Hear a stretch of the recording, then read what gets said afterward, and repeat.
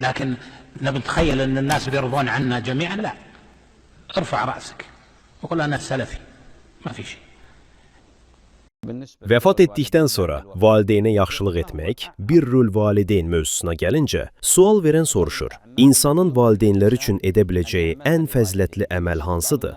Deyir ki, bəzi insanların məscidlərə Quran nüsxələri və ya içində tərbiyəvi mövzular olan İslami kitablar qoyduğunu görürəm. Yəni bu addım doğrudurmu? Əvvəla Xəldun qardaş, bu suala görə sənə təşəkkür edirəm. Allah səni bərəkətləndirsin. İnsanın vəfatından sonra belə valideynlərinə fayda verəcək şeylər haqqında soruşması həqiqətən çox gözəldir.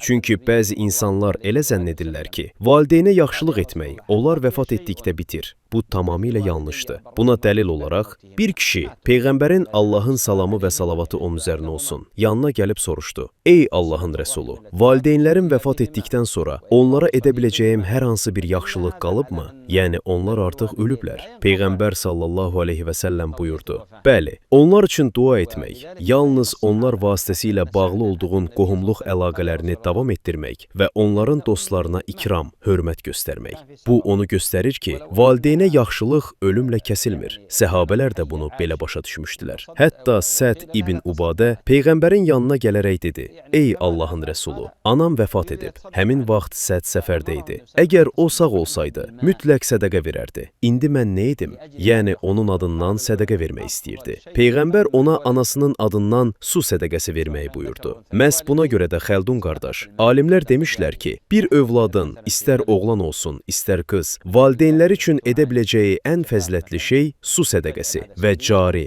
davamlı sədəqədir. Məsələn, quraqlıqdan əziyyət çəkən ölkələrin birində quyu qazdırırsan və bunu daimi bir vəqf, gediş-gəliş yolu üzərində xeyriyyə edirsən. Yaxud evinin qarşısında yoldan ötənlər üçün su soyuducusu qoyursan. İndi bəzi evlərin divarından işçilər, yolçular və ötüb keçənlər üçün kran çıxarıldığını görürük. Soyuq sudur, hamı ondan faydalanır. Bütün bunlar sədəqədir. Niyyət edirsən ki, savabı valideynlərinə çatsın. Yaxud qablaşdırılmış su alıb kasıblara, ehtiyac sahiblərinə paylayırsan. Bütün bunlardan savab umulur. Lakin əsası sabit olan, yəni daimi qalan əməllər. Məsələn, Allah yolunda qazılan quyular daha fəzilətlidir. Allah sənə bərəkət versin. Əgər desən ki, buna gücüm çatmır, onda Quran nüsxələri al və onları valideynlərinin adına vəqf et. Onları məsələn Afrikaya və ya Şərqi Asiya ölkələrinə göndər. Orada milyonlarla müsəlman yaşayır. Onları ora göndərə bilərsən, çünki orada Qurana çox ehtiyac var. Şükürlər olsun ki, bizim ölkədə Quran nüsxələri çoxdur. İndi əksər evlərdə 3-dən 4-ə qədər Quran var.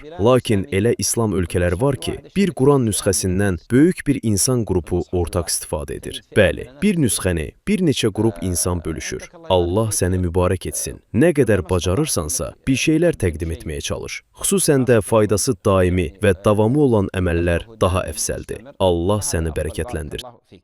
Əziz izləyicilər, videonu bəyəndinizsə, abunə olub bizə dəstək ola bilərsiniz.